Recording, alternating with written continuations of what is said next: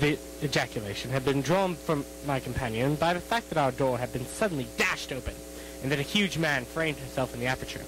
His costume was a peculiar mixture of the professional and of the agricultural, having a black top hat, a long frock coat, a pair of high gaiters, with a hunting club swinging in his hand.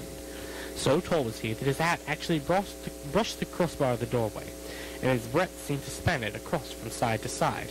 A large face, seared with 1,000 wrinkles, burned yellow with the sun, and marked with every evil passion, was turned from one to the other of us, while his deep-set, bile-shot eyes and his high, thin, fleshless nose gave him something the resemblance to a fierce old bird of prey. Which of you is Holmes? My name is Sir, but you have the advantage of me. I am Dr. Grimsby Rowland of Stokemoran. Indeed, Doctor. Pray take a seat. Will do nothing of the kind. My stepdaughter has been here. I have traced her. What has she been saying to you? It is a little cold for the time of the year. What has she been saying to you? But I have heard that the crocuses promise well. You put me off, do you? I know you, you scoundrel. I have heard of you before. You are Holmes, the meddler. Holmes the busybody. Holmes the Scotland Yard jacket office.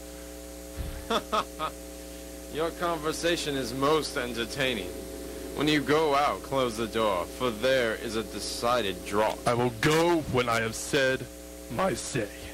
Don't you dare to meddle with my affairs. I know that Miss Stoner has been here. I traced her. I am a dangerous man to fail to a man like you. See here. He stepped swiftly forward, seized the poker, and bent it into a curve with his huge brown hands. See that you keep yourself out of my grip. Gone at last. Good Lord, Holmes, what do you think of that? He seems a very amiable person. I am not quite so bulky, but if he had remained, I might have shown him that my grip was not much more feeble than his own. As he spoke, he picked up the steel poker, and with a sudden effort, straightened it out again. Fancy his having the insolence to confound me with the official detective force. This incident gives zest to our investigation, however, and I only trust that our little friend will not suffer from her imprudence in allowing this brute to trace her. And now, Watson, we shall order breakfast, and afterwards I shall walk down to Doctor's Commons, where I hope to get some data which may help us in this matter. It was nearly 1 o'clock when Sherlock Holmes returned from his excursion. He held in his hand a sheet of blue paper scrawled over with notes and figures. I've seen the will of the deceased wife. To determine its exact meaning, I have been obliged to work out the present prices of the investments with which it is concerned. The total income, which at the time of the wife's death was a little short of £1,100, is now income of £250 in case of marriage.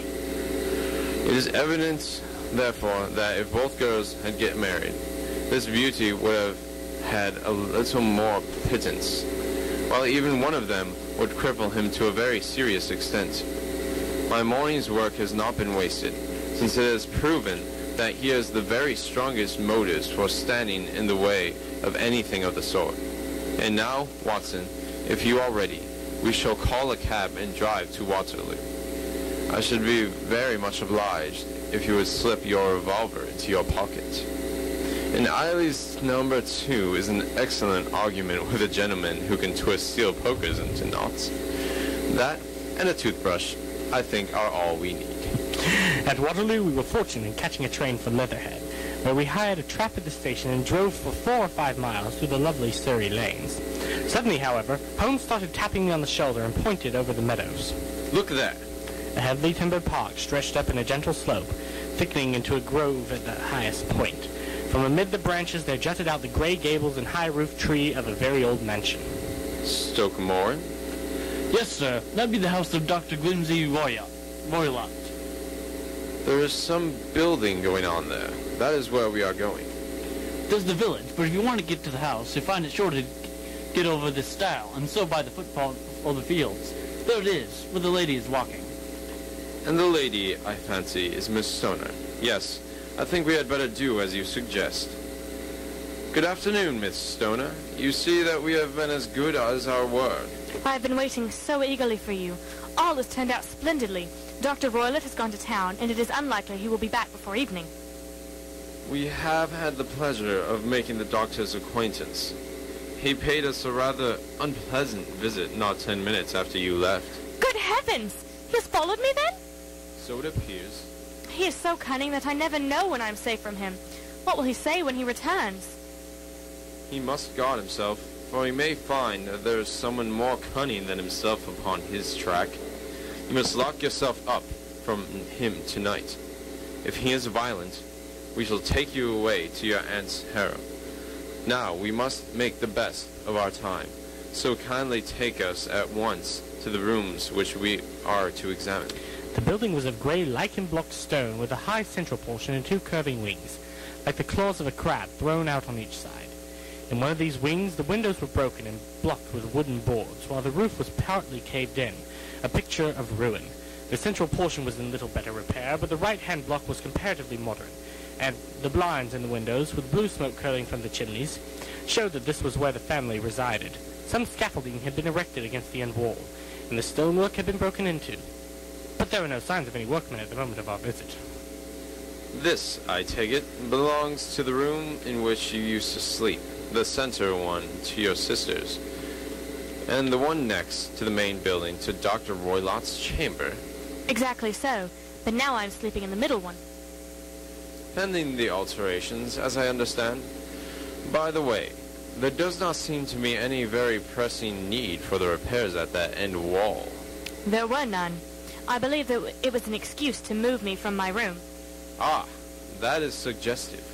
Now, on the other side of this narrow wing runs the corridor from which these three rooms open. There are windows in it, of course. Yes, but very small ones, too narrow for anyone to pass through. As you both locked your doors at night, your rooms were unapproachable from that side. Now, you have the kindness to go into your room and bar your shutters. Of course. Holmes tried every method known to man, yet nothing could pass through the shutters. My theory certainly presents some difficulties. No one could pass these shutters if they were bolted. Well, we shall see if the inside throws any light upon this matter. Holmes refused to examine the third chamber, so he passed at once to the second, that in which Miss Stoner was now sleeping, and in which her sister had met her fate. It was a homely little room with a low ceiling and gaping fireplace, after the fashion of old country houses. Holmes drew up a chair into the corner and sat silent, while his eyes traveled round and round and up and down, taking in every detail of the apartment. Where does that bell communicate with? It goes to the housekeeper's room. It looks newer than the other things. Yes, it was only put in there a couple of years ago. Your sister asked for it, I suppose? No, I never heard of her using it. We always used to get what we wanted for ourselves. Indeed. It seemed unnecessary to put so nice a bell pull there. You will excuse me for a few minutes while I satisfy myself as to this floor. He threw himself down upon his face with his lens in his hand and crawled swiftly backward and forward, examining minutely the cracks between the boards. Then he did the same with the woodwork with which the chamber was paneled. Finally, he walked over to the bed and spent some time staring at it and running his eye up and down the wall. Finally, he took the bell rope in his hand and gave it a brisk tug. Why, it's a dummy. Won't it ring? No, it's not even attached to a wire. This is very interesting. You can see now that it is fastened to a hook just above where the little opening for the ventilator is. How very absurd. I never noticed that before. Very strange. There are one or two very singular points about this room.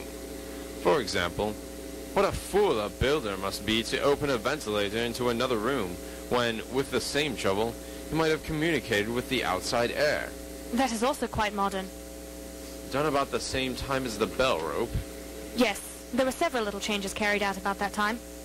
They seem to have been of a most interesting character. Dummy bell ropes and ventilators which do not ventilate. Which, with your permission, Miss Stoner, we shall now carry our researches into the inner apartments. Dr. Grimsby Roylott's chamber was larger than that of his stepdaughter, but was as plainly furnished. A camp bed, a small wooden shelf full of books, mostly of technical character, an armchair beside the bed, a plain wooden chair against the wall, a round table, and a large iron safe were the principal things which met the eye. Holmes walked slowly round and examined each and all of them with the keenest interest. What's in this safe? My stepfather's business papers. Oh, you have seen inside, then? Only once, some years ago. I remember that it was full of papers. There isn't a cat in it, for example? No, what a strange idea.